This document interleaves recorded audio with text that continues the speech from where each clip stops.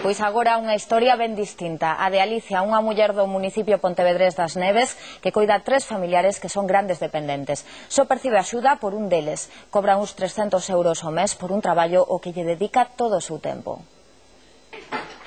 Ben así, tapadillo, cuidado, vale? O traballo da Alicia non ten descanso.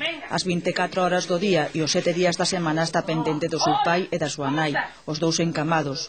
El ten demencia e el Alzheimer. Tamén coida dun fillo de 27 anos cunha doenza que lle impide mover todas as partes do seu corpo, agás a cabeza. Alicia presentou os papéis para cobrar o salario de cuidadora dos seus 3 parentes o mesmo día. Xa pasaron 19 meses e só recibiu axuda polo seu fillo. A estas alturas, e malia preguntar varias veces, aínda non sabe moi ben por qué. Tanto insistí, e cando fixen uns papeles que pedían de que eu era cuidadora de 3, me dicen, lle responden a asistente social que eu non podo ser cuidadora de 3. Pero esta razón non é argumento suficiente para ela. Lembra que as axudas son por persoa e ela coida 3 grandes dependentes. O que me enfadou, me encabreou, como queiran chamar, e por que non podo ser cuidadora de 3? Porque aparte, según a lei, eso é para cada persona. Así a meus pais lle pertenecerá como lle pertenecen a outros que teñen solo un.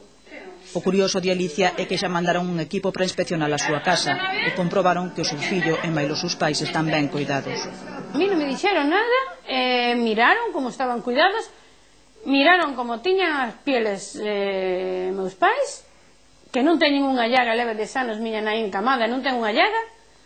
Miraron todo iso, a mí non me puxeron nada. Si estuveran tan mal que non podo ser cuidadora de 3, dirían, no señora, usted esto lo tiene muy mal cuidado, usted mandio a esto, hai que sacarla de aquí esta persona porque non está atendida. Alicia e a súa familia queren deixar claro que non piden esmola, senón que se aplique a lei. Agora ela só percibe axuda por un, pero asegura que ten amor e polo momento forza para seguir cuidando dos 3. Todo aí preparadiño, as almohadiñas aí, todo taparse ben, e a ter calorciño aí, e así. Sí, marchamos? Malia os poucos días que quedan pro Nadal, nas prazas de abastos do país non andan nada contentos